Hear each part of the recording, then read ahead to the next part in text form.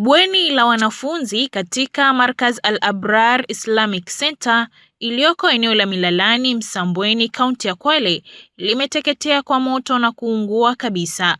Kwa mjibu wa taarifa, moto huo uliteketeza bweni lote pamoja na mali zote zilizokuwa ndani zikiwemo mashaf, mashuka, magodoro, nguo, vitabu na chakula cha wanafunzi.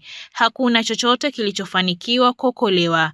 Hakuna taarifa za majeruhi zilizoripotiwa kufikia sasa, huku chanzo cha moto huo kikiwa bado hakijabainika.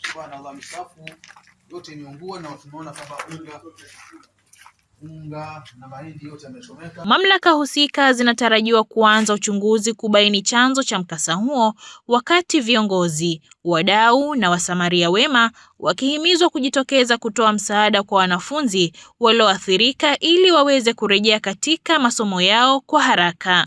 Nyumba ya kulala ya wanafunzi bweni ya Markaz Al-Abrar Islamic Center iliyopo Msambweni, Milalani, Kwale iliteketea kwa moto na kuungua kabisa na hakuna kilichoweza kuokolewa.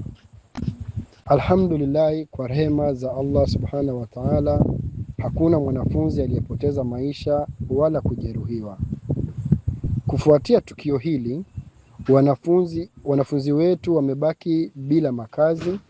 Kwa hiyo tumelazimika kuwapa likizo ya dharura ya wiki moja ili tupate muda wa kuandaa makazi ya muda na kurejesha huduma za madrasa na masomo yake. Tunaomba msaada wa dharura wa vifuatavyo ili masomo yaweze kuendelea wiki ijayo: magodoro 30, neti za mbu 30, mikeka 20, shuka 30, stoki ya chakula cha muda wa wiki ambacho thamani yake tumeweka 17,000, plywood 20 kwa ajili ya kujenga banda la muda na vitanda 20 ili wanafunzi wapate sehemu salama ya kuishi na kusomea. Tunafahamu kuwa nyakati hizi ni ngumu kwa wengi. Hata hivyo, tunaamini kwamba kila mchango mdogo au mkubwa utakuwa msaada mkubwa kwa wanafunzi hawa wanaojifunza na kuhifadhi Qur'an.